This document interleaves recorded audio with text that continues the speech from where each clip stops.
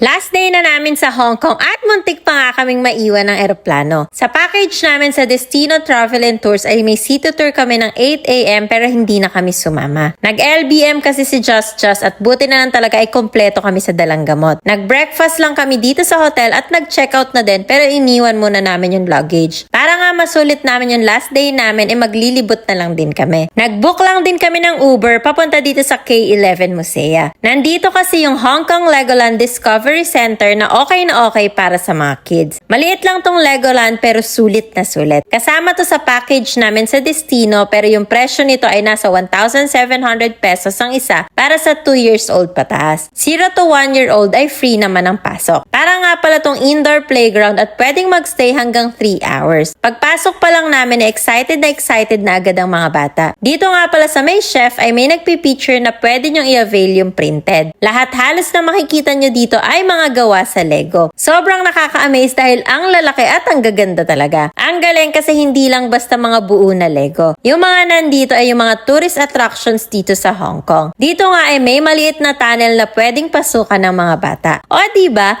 Para silang nasa loob ng mga Lego. Sa totoo lang, hindi lang yung mga bata ang nag-enjoy dito dahil kahit kami ni Daddy ay amazed na amazed talaga. Tignan nyo naman kasi kung gaano kaganda yung mga Lego na nandito. Hindi mo talaga iisipin ng mga Lego sila dahil kuhang-kuha yung itsura. Grabe nga tong Lego na Buddha dahil ang galing-galing talaga. Kaya kung magpupunta kayo ng Hong Kong ay wag na wag nyo i-miss tong Legoland dahil napaka-worth it. Pagkatapos ng parang museum ng Legos, ang kasunod naman ay itong mga laruan. Dito ay nagkalat na talaga ang mga Lego na pwedeng laruin. Meron din sila ditong workshop room na kasama na din sa package. May maliit din na play area na talaga namang pwedeng maglaro ang mga bata. May mga obstacles, slides na gaya sa indoor playground. Naglaro nga din ang kuya at ate dito at talaga namang enjoy sila. Hinayaan na lang din muna namin sila dito para makapaglaro at mag-enjoy ng bongga. Sakto nga din tong pasok namin dahil kokonti lang yung mga kasabay namin. Eto nga palang motor na sinasakyan ni G ay puro gawa din sa Lego. Diba? Sobrang galing. Dito naman nga kami sa build and test nagpunta at dito ay pwede kayo mag-build ng building na kahit gaano kataas nyo gugustuhin. Tapos, pwede nyo i-test kung matibay ba yung pagkakagawa. Bukod sa paggawa ng building ay pwede din kayong gumawa ng Lego car na pwede ding i-test sa mga ramp dito. Habang yung mag-daddy ay busy sa pagbuo, kami naman nila Just nilibot muna tong center. Meron din nga ditong area na para sa mga girls naman. Wala ngang katao-tao kaya na solo ni Just.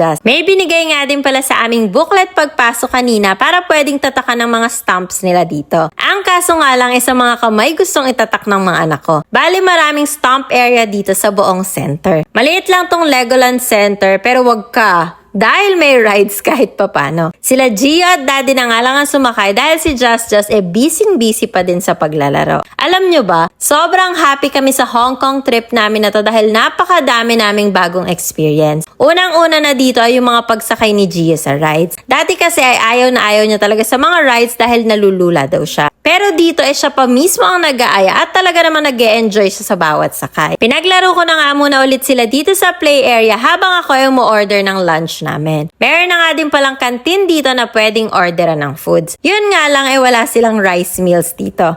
Pizza, chicken at mga bread na lang din kami para kahit wala ng rice. Ang cute nga din ng mga kiddie meal nila dito dahil meron pang kasama na bento box sa kada order. Pagkatapos namin kumain ay may staff na nagbigay kay Daddy nito pagkadami-daming lace badges. O diba, instant souvenir na agad-agad. Bago kami umalis may isa pa palang pwedeng sakyan dito at sila na nga 3 yung pumasok. Bali dito nakasakay sila at binabaril nila yung mga kalaban. Nung una nga daw natatakot pa si Just dahil sa dilim pero na nagtagal nag-enjoy na din naman. Paglabas naman ng center ay bubungad na agad ang gastos. Charot. Paglabas etong gift shop na nila yung makikita nyo. Bumili kami ng ilang toys dito dahil mas mura siya compare sa Pilipinas. Pero dito sa Legoland medyo mataas ang palitan compare sa Disneyland. Nag-card lang din kami dito at 8.5 pesos ang exchange rate nila. Sa Disneyland kasi nasa 7.5 pesos lang. After namin sa Legoland, naglibot na lang din kami dito sa may Avenue of Stars. At napabili pa nga po ng mga minibus na pang display dito sa booth ng Big Bus. Sobrang cute kasi. Nagstay lang din kami saglit dito para magpahangin, mag-sightseeing, kumuha ng mga pictures at videos. Mahaba pa nga ang oras namin kaya pumunta pa kami ng Hotel Disneyland dahil may nakalimutan pa kaming bilhin. Bali nag-Uber lang ulit kami, halos 20 minutes lang at nasa 200 HK KD ang presyo. At opo, puro kami Uber at taxi dahil hindi namin caring mag-bus at train. Mas mahal pero mas convenient para sa amin ang Uber at taxi. Pagkasakay nga nakatulog agad yung dalawa sa pagod. Bumili lang kami ng mga pampasalubong at kumuha din kami nitong magic coins. Eto talaga yung gusto ko pero muntik pa talaga naming makalimutan. 15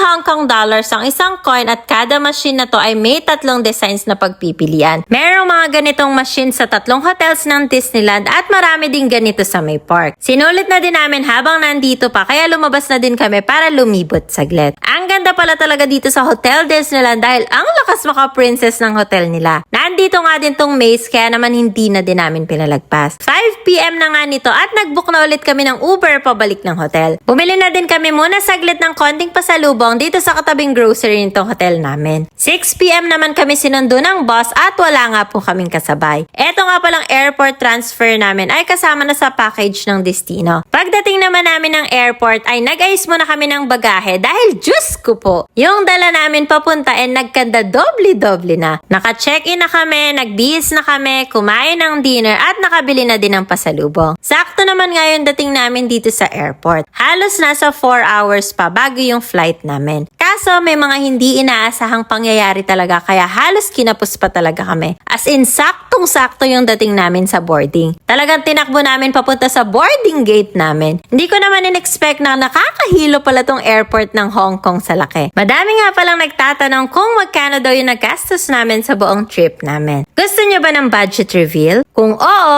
comment kayo para mag-budget reveal tayo sa next video. Pag take off ng eroplano ang ate at kuya, tulog na agad. Si Jello naman ay kalagitnaan na nakatulog hanggang pagbaba. Sobrang enjoy at saya nga ng aming first international trip buong pamilya. At ready na kaming sundan ulit, pero na lang talaga ang kulang. Charot. Madaling araw ngayon lapag namin sa Clark Airport at sila nanay at tatay ulit ang sumundo sa amin. Eto na nga ang Hong Kong budget reveal. 4 days, 3 nights for 5 packs, 2 adults, 2 kids, and 1 infant. Full package ang kinuha namin sa Destino Travel and Tours. Included na dito ang round-trip airfare from Clark to Hong Kong via Cebu Pacific. Kasama na din ang travel tax at 20 kilos check-in baggage. Nag-additional baggage nga pala kami dito for 3,000 pesos. Sa pocket money naman ay nagpapalit ako ng 32,000 pesos or 4,000 na Hong Kong dollars. Reserve seat, flight meal papunta at insurance naman ay 5,155 pesos. Baby Zen Yo-Yo stroller plus board ay na-rent namin sa Travel Essentials PH. Nag-avail din kami ng eSIM sa agent na nag-assist sa amin for 1,000 pesos. Airport transfer namin papuntang hotel ay included na din sa package. Pati na din ang 3 days 2 night stay sa Disney Explorers Lodge na may sea view at 2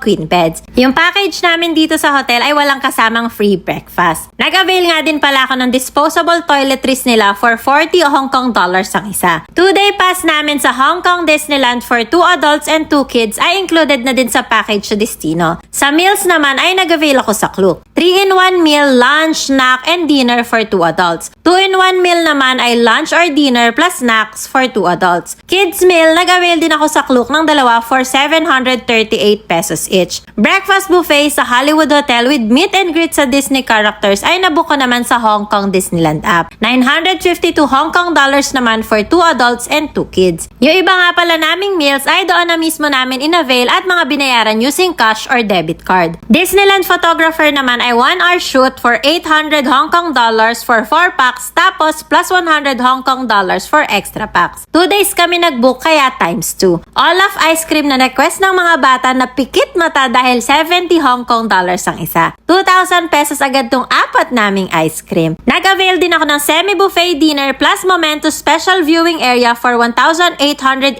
Hong Kong dollars. Na-avail ko naman to sa Hong Kong Disneyland app ulit. Super sulit to dahil hindi mo kailangan makipagsiksikan at puwesto ng maaga para sa Momento show. Birthday cake naman ni Gio ay in-order lang namin sa hotel mismo for 350 Hong Kong dollars. Ang cute nito dahil may kasama pang party hats, notepad at ref magnet. Nag 1 day pass pa ulit kami sa Disneyland dahil request ng mga bata. Dito ay medyo napamahal kami dahil Saturday nung araw na to. Sa park na kami mismo bumili ng ticket at gumamit lang ng debit card. Ito yung pinaka-cute na souvenir, yung pupunuin mo yung bottle for 5 minutes ng kahit gaano karami. 259 Hong Kong dollars naman to at maraming yung ganito sa park. Pero iba-iba yung presyo dahil merong mas malaki yung mga lagayan. May hotel-to-hotel transfer kami sa package namin pero hindi kami sumabay kaya nag-taxi na lang kami. Dito sa taxi ay parang nasa 170 Hong Kong dollars yung binayaran namin. One night accommodation sa Silka Far is twin room with free breakfast buffet ay kasama na din sa package. Pero nagpa-upgrade kami to triple room at may additional lang na 350 Hong Kong dollars. Naubos na yung hawak naming cash na 4,000 Hong Kong dollars kaya nag-withdraw na lang kami ng 1,000 Hong Kong dollars. Nung gabi kasi nag-McDo at 7-Eleven kami dito sa city. May complimentary city tour din kami nakasama sa package pero hindi na kami sumama. Pero nagbayad pa din kami ng tip na 200 Hong Kong dollars for 4 packs. Uber nga pala ang ginamit na lang namin dito at nag-download lang si Daddy gamit yung eSIM namin. Sa bawat Uber namin ay hindi ko na ganong tanda kung magkano. Legoland for 4 packs kasama na din sa package namin sa Destino Travel and Tours. Pero nasa 7,800 pesos yung tickets namin dito. Pinakamurang souvenir sa Disneyland for 15 Hong Kong dollars or 111 pesos ang isa. Napaka-cute i-collect kaya huwag niyong kakalimutan. Mga souvenirs, pasalubong, toys at chocolates ay hindi ko na alam kung nakamagkano kami. Ang ginamit kasi namin ay yung pocket money namin at nung naubos na nag-debit card na lang kami. Yung presyo ng palitan depende sa establishment. Gaya ng sa Disneyland, 7.5 yung palitan. Sa may Legoland naman ay 8.5 pesos. Sa airport ng HKIA ay nagbayad ulit kami ng extra baggage. Sobrang bait ng staff nila at sila na mismo yung gumawa para daw mas mura. Nasa 2,300 pesos yung binayaran namin for 20 kilograms check-in baggage. Full package namin sa Destino Travel and Tours for 4 days, 3 nights for 5 packs ay 202,340 pesos. Total gastos namin kasama yung package plus foods, transpo at personal expenses ay 408,223 pesos. Mataas to, oo, dahil malapit na yung alis namin nung nag-book kami at ang in-avail namin sa mga tours or package namin ay yung convenient para sa amin.